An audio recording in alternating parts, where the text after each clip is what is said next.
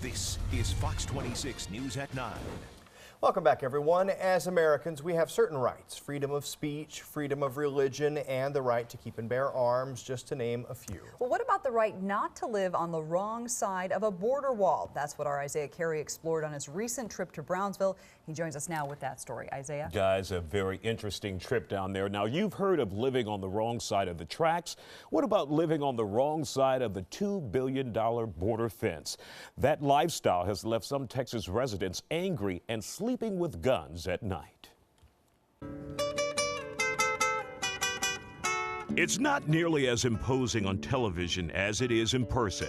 It's more than 20 feet tall, made of solid steel, and 6 feet deep in the ground. That fence was just a waste of money, taxpayers' money. It runs for miles with various breaks, snaking through the rough terrain that makes up the U.S.-Mexico border. This barrier wall was approved by Congress in 2006 at over $2 billion. Bringing in dope by the tons, bringing in people. The fence was originally designed to address all those issues, but it also created a problem many did not see coming. Texans, U.S. citizens, who have found themselves literally living on the wrong side of the border wall. Jim Davis is one of those people. He's south of the fence, even though he's a full-blooded American. It has put families along the river on the inside of the border, and they cannot get any type of social needs, fire department, ambulance, because these gates are locked. In some cases, they have to call somebody to come unlock the damn gate so they can go into town to buy groceries. There are dozens of families caught on the wrong side of the snaking barrier. Families who are caught between a rush of illegal immigrants, the Rio Grande River, and that fence. I don't think it's worked at all. Daniel Garcia has lived near the border on this land all his life. How does he feel living now on the wrong side of the fence since it was actually erected in 2010? We're here, what can we do? Who do you complain to? They're not going to do anything about it. That fence should have been behind us next to the river. So we just deal with it. Garcia says day and night, and especially at night, the fence has done little to stop the flow of illegal immigration. In fact, while we were conducting our interview, 3 illegals ran across the street near the fence. We alerted Border Patrol, who took the foreign nationals in custody. Daniel says that's routine. You live always with a gun on your side because that's the way you have to live. And every time you come out, you got to look both ways, you know, like crossing the street. So that's where we're at.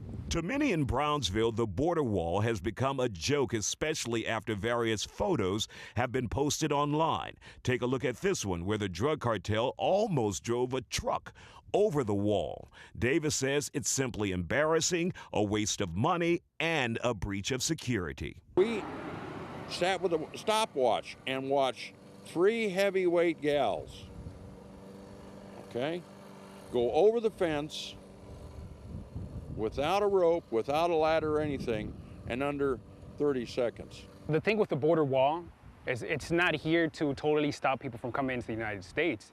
It's there to slow them down. Jay Gutierrez is with the United States Border Patrol. He says there's no way the fence will completely end the flow of 1 million or more illegals each year. He calls it an enhancement tool for Border Patrol agents to know where they're coming in. So it funnels them into an area where we have more agents, more presence.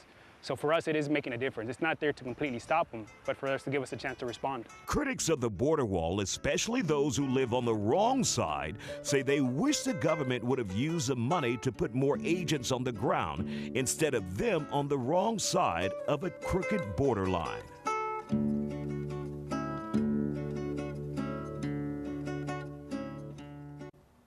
Now, the feds have said they would provide codes and access to residents, landowners, and farmers on the Mexico side of the fence who are Americans and Texans. They also say there will be a constant presence of Border Patrol agents if the residents have any problems. Don, Katie? You got to imagine that the impact this is having on real estate when people go to sell their property has got to be not good. Oh, absolutely. Like Daniel Garcia, you saw him in the report there. He says he has absolutely not been able to sell his property. No one's interested. The government won't buy it, so he's just stuck. And it's listed as Texas, Yeah. And potential buyers are saying, yeah, sure. Who would buy that, Yeah. you know? Wrong side of the report. border. Hard to believe. All right, thanks a lot. Amazing No stuff. problem.